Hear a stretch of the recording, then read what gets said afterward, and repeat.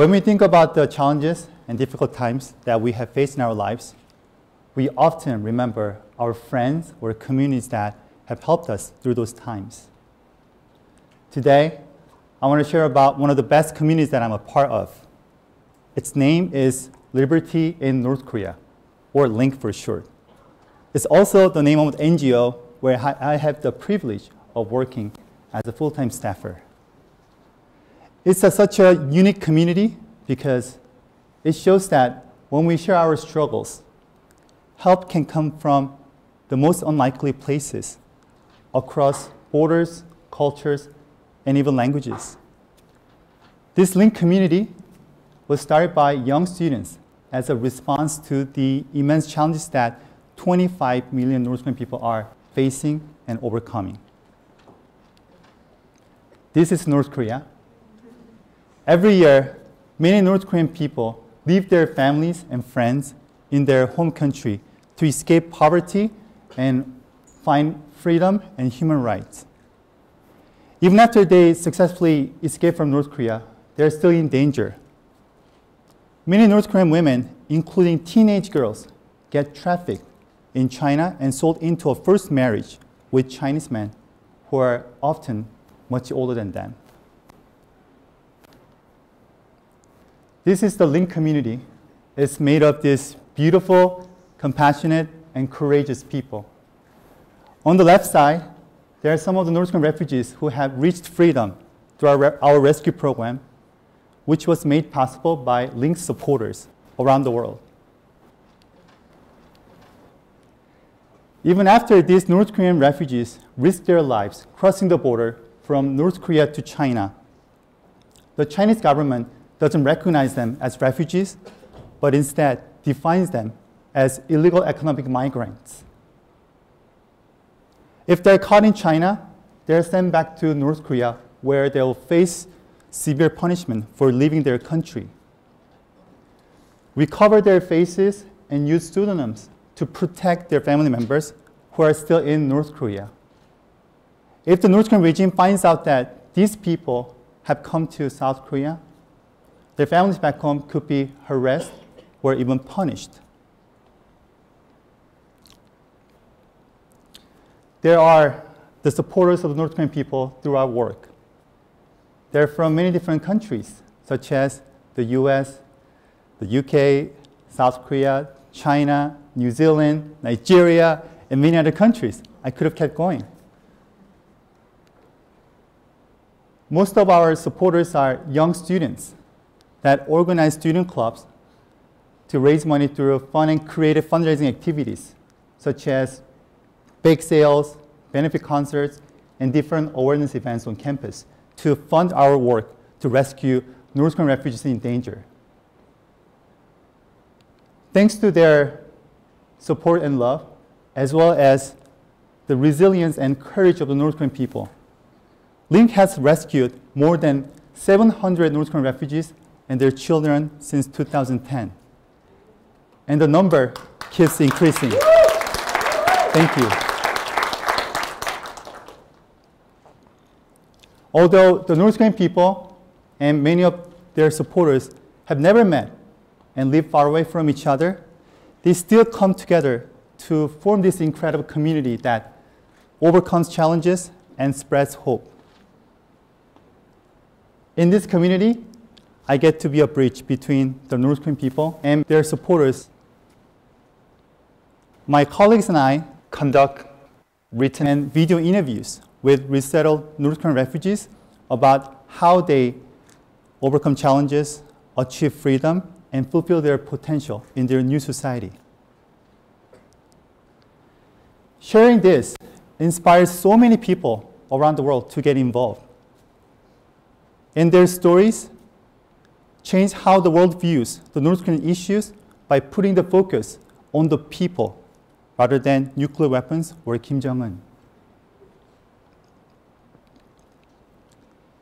Like this here in this picture, I interviewed resettled North Korean people living in South Korea.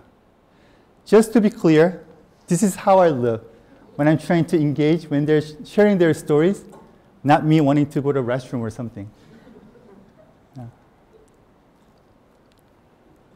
One of the stories I've written is about Joy, pictured here. Joy is an amazing North Korean woman that I have the privilege of working with. If you ever meet her, you know why her name is Joy. She's so joyous and strong despite what she has gone through in North Korea and China.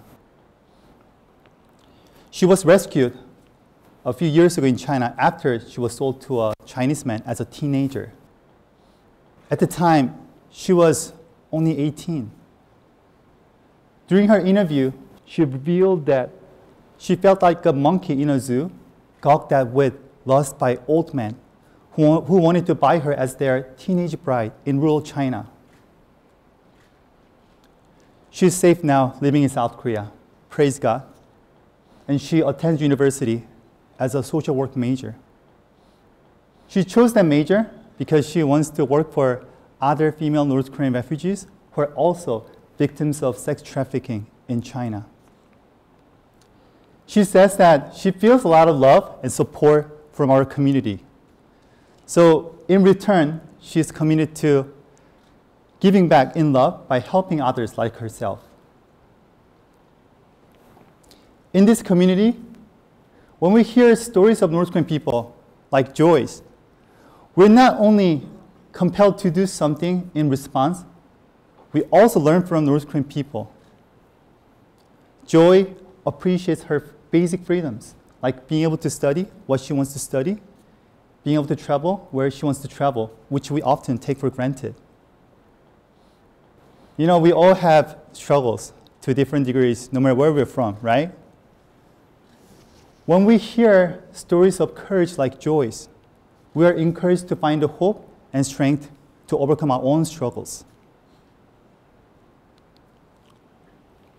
Another part of what we do is to help North Korean refugees adjust to South Korea by organizing gatherings where they connect with other North Koreans, South Korean people, and people from different parts of the world.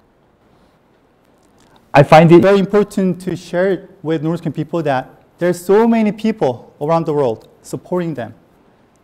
And they get to interact with some of our supporters at gatherings like this. And meeting and even hearing about our supporters give them so much encouragement in the midst of missing their families back home. This was a few years ago when I went to visit two resettled North Koreans, Haejung and Soo, mom and daughter, and this is Julian, one of my closest friends, and an avid supporter of the North Korean people. And my hair back then was just like that. You know, we all make mistakes, right? But I think my hair looks better now, thanks to the help from my beautiful fiancée, Miranda, who is here with us today. I love you so much. Thank you.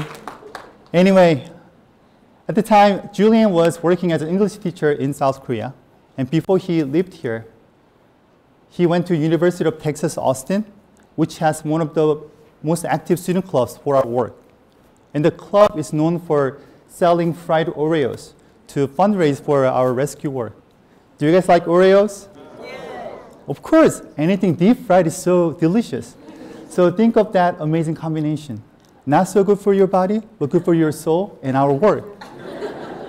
So Haejung and Soo were the first two North Korean refugees whose rescue was funded by the student club at UT Austin.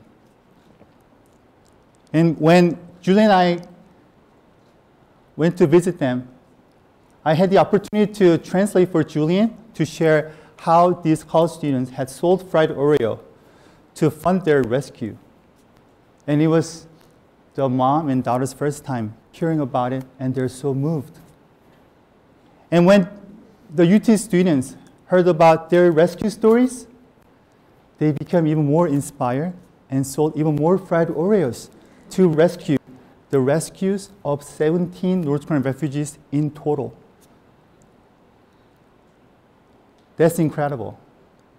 To me, that's love and what a loving community does.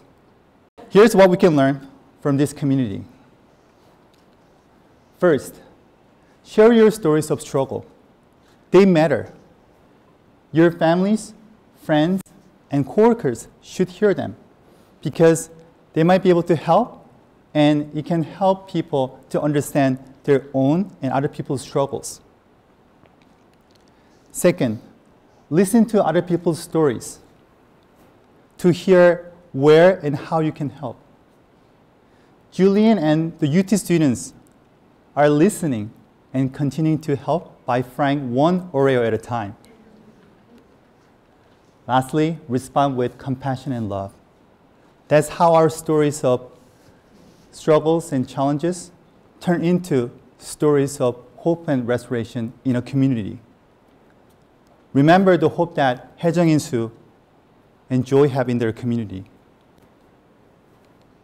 They haven't even met most of these people who have helped them and continue to help them, but they belong amongst their supporters. And this community, including North Korean refugees, their supporters around the world, my colleagues and myself, share hope that the North Korean people will achieve their liberty in our lifetime. Thank you.